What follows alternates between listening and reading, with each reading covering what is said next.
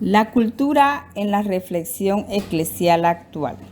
Una cultura que protege su identidad y está abierta al diálogo, ya la trascendencia puede dejarse iluminar por el Evangelio, purificarla y fortalecerla. El credo que ofrece la Iglesia no es una cultura más, ni es una propuesta negociable contra las culturas. La predicación difunde el verbo encarnado a personas de determinadas culturas para que puedan revelarles la protección de la dignidad humana. La Junta de Educación de la Iglesia afirmó que gracias a la cultura una persona puede sobrevivir y desarrollarse, y por lo tanto el futuro de una persona depende de su cultura. En este sentido, el cristianismo implica la promoción total de la libertad y la devoción. Así se revela a través del Evangelio una cierta naturaleza que tienen el hombre y la cultura. El principio de la cultura, que comienza con un diálogo fiel basado en el reconocimiento y valoración de las riquezas culturales, es estimulado por el decreto misionero de la Iglesia. Semina Verbi, expresión utilizada por el laico mártir y filósofo San Justino de Roma, ya a mediados del siglo II, es una valiosa base para todas las actividades de inculcación de la fe y evangelización de las culturas.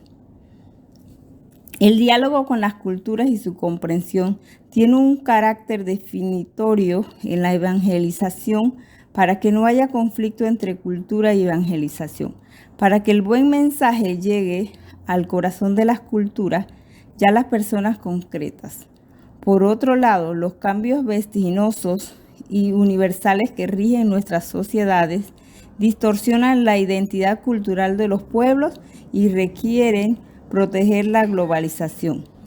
Tal perspectiva presupone un reforzamiento de la identidad cultural y un diálogo respetuoso entre las culturas, posibilitando el intercambio útil y la apertura que evita el empobrecimiento del aislamiento. En otras palabras, no es correcto que una cultura se cierre a la contribución de otras culturas, y la globalización no debe disminuir ciertas culturas. Es necesario trabajar la identidad sin cerrarse a la alteridad cultural. Una cultura que protege su identidad y está abierta al diálogo, ya la trascendencia puede dejarse iluminar por el Evangelio, purificarla y fortalecerla. El credo que ofrece la Iglesia no es una cultura más, ni es una propuesta negociable contra las culturas. La predicación difunde el verbo encarnado a personas de determinadas culturas para que puedan revelarles la protección de la dignidad humana. Desde este punto de vista, la Junta de Educación de la Iglesia afirmó que gracias a las culturas, una persona puede sobrevivir y desarrollarse, y por lo tanto el futuro de una persona depende de su cultura. El principio de la inculturación, basado en el reconocimiento de la cultura y la valoración de la riqueza cultural, que comienza en el diálogo fiel, recibe un impulso en el decreto sobre la obra misionera de la Iglesia. En las culturas del mundo existen elementos de verdad, bondad, belleza que mediados del siglo II en Roma, el laico mártir y filósofo San Justino llamó la semilla de la palabra, considerando que todo lo que es verdadero, bueno y bello puede ser apreciada incluso en culturas no cristianas. ¿Es verdaderamente cristiana? Esta comprensión de las semillas de la palabra en todas las personas y en todas las culturas es una base valiosa para todas las culturas religiosas y evangelistas culturales. La cultura y las culturas. La cultura viene directamente de la naturaleza racional y social del hombre. Está llamada a promover la persona humana, es decir, interesarse por la expresión privilegiada que es la cultura, en principio, ayudando al hombre a ser capaz, más humano, proclamado de manera que lleve al hombre a su plenitud. Esta es una etapa con toda auténtica cultura y por lo tanto puede ser predicada en el contexto cultural de las diferentes sociedades. Puede haber varias conexiones entre el mensaje de salvación y la cultura. A medida que Dios se fue revelando a su pueblo hasta aparecer en nuestro Señor plenamente encarnado, eligió la cultura como herramienta de su palabra para preservar la integridad de la cultura popular, elegida según su carácter profundamente religioso. La cultura, como por ejemplo hebrea, es el resultado de la expresión mutua de encuentros multiculturales que a lo largo de los siglos llevaron el estilo de vida de la antigua alianza. La Iglesia utilizó los recursos de diversas culturas para difundir el mensaje de Cristo y presentarlo más plenamente a la comunidad de los creyentes. La unidad de la Iglesia no está disminuyendo, sino más bien abriendo la comunicación. Por eso la Iglesia no teme las diferencias litúrgicas y como ve cada cultura el mensaje de Jesús, en el cuidado de las almas y en la expresión, transmisión catequista de las verdaderas religiones. Es necesario considerar las diversas culturas y conocerlas profundamente para penetrarlas desde adentro. La palabra cultura indica el modo especial en que las personas desarrollan su relación con la naturaleza, entre sí y con Dios, hasta alcanzar un nivel plenamente humano. Es una forma de vida común que caracterizan a naciones diferentes. Por eso hablamos de la diversidad de culturas. En el cuidado de las almas y en la expresión, transmisión catequística de las verdades religiosas, es necesario considerar las diversas culturas y conocerlas profundamente para penetrarlas desde adentro. El hombre participante de su experiencia colectiva como pueblo se esfuerza por responder al llamado de la creación perfecta con el sello de su profesión y estilo, ya a través de ella sus talentos y cualidades mentales y físicas. Así entiendo, este cultivo crea un estilo de vida, una modalidad propia que es característica de varios pueblos, por supuesto. La libertad juega un papel decisivo.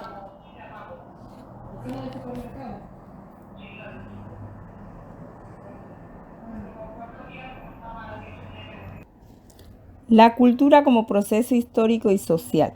Una persona nace, crece y se desarrolla en cierta sociedad. La cultura es una realidad histórica y social. Tiene algunas características. La cultura es una actividad creativa y dinámica asociada a situaciones de combate dramático en medio de luces y sombras.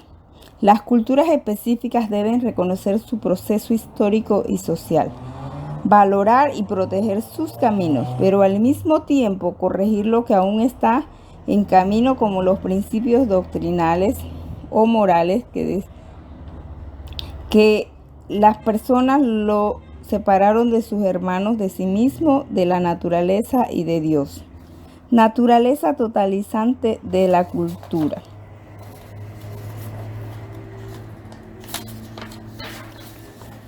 La cultura incluye y abarca todos los aspectos de la vida humana. Incluye las formas de relación humana con la realidad, con el mundo, con los demás y con Dios.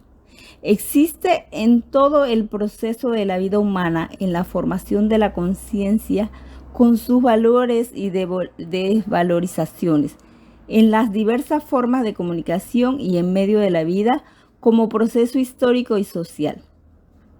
En este contexto, el Santo Padre habló en la Universidad de Lovaina y afirmó: la cultura no es un derecho exclusivo de los científicos y mucho menos debe limitarse a los museos. Es la vivienda habitual de una persona, rasgo que caracteriza todo su comportamiento y estilo de vida, la autodefensa y el vestir, la belleza descubierta, sus representaciones de la vida y la muerte, el amor, la familia y la devoción, la naturaleza, su propia existencia, la vida común de los hombres y de Dios. Dimensión comunitaria y tradicional de la cultura. La cultura se refiere exclusivamente a las personas como parte de una comunidad, del hombre como ser social, definiendo y formando las conexiones estables y dinámicas que establece con los demás, formando así el núcleo cultural. Por eso la cultura transforma siempre el presente en tradición, que aunque dinámica y dialéctica no deja de ser tradición. Este aspecto es muy importante para el evangelismo, porque el evangelismo, que está dirigido específicamente al individuo, no puede separarse del colectivo con toda la influencia que tiene sobre el individuo. Es claro que hoy no se puede hablar de unidad cultural. Una persona pasa a formar parte de determinado grupo entonces que hace la pregunta de ¿cuál es la comunidad con la que realmente te identificas? Las situaciones se complican aún más con los medios de comunicación que la tecnología moderna lleva a todas partes. Las personas a las que queremos evangelizar no suelen tener un mundo simbólico claro, porque su significado está lleno de numerosos objetos que no pueden integrarse plenamente para encontrar su verdadero significado por identificación cultural, que exige una nueva pedagogía que responda a los requisitos básicos de su vida moderna, puntos clave que corresponden a tal significado y puede integrarlos milagrosamente en el contexto cultural de su comunidad, que define efectivamente la pertenencia de un individuo. La evangelización de las culturas y la inculturación de la fe. Mutua integración cultura-evangelio. El evangelio es una forma de hacer cultura y por eso la evangelización puede hacer todo nuevo a través de la creación y la recreación. Sin ser mera repetición fija, el evangelio y por tanto la evangelización, como nos recuerda la Evangelinianity, no debe identificarse precisamente con la cultura y es independientemente de todas las culturas. Siendo independiente de las culturas, el evangelio y la evangelización no pueden ser incompatibles con ellas, pero pueden penetrar en todas ellas sin ceder. Este encuentro de las personas con el evangelio a través de la predicación explícita de la iglesia permite a la iglesia misma acercarse a las culturas y ofrecerles lo único que tiene, Jesucristo. Por eso, en todos los tiempos, la fe se ha puesto en contacto con la cultura humana para cambiarla, para salvarla y darle las medidas de perfección que solo el evangelio puede dar.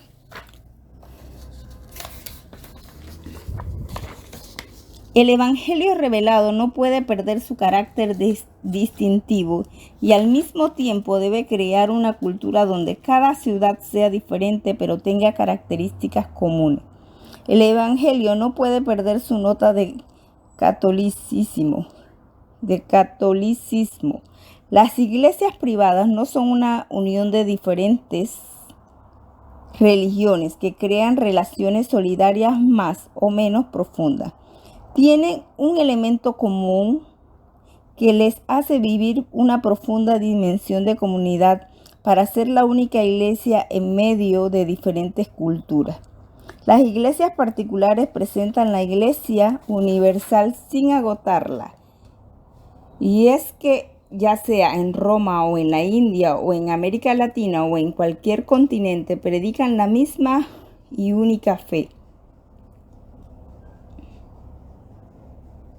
La secularización de nuestro tiempo ha creado una forma de pensar que no comprende la necesidad de salvación y quiere presentar el mundo como plenamente desarrollado y culturalmente independiente, afirmando que todas las fuentes de vida están al menos potencialmente bajo control.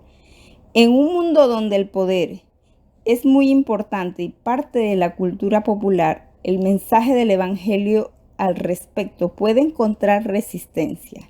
El cristianismo no se cansa de presentar el poder como un servicio ni de utilizar la violencia como medio para resolver los conflictos y dominar a los más fuertes.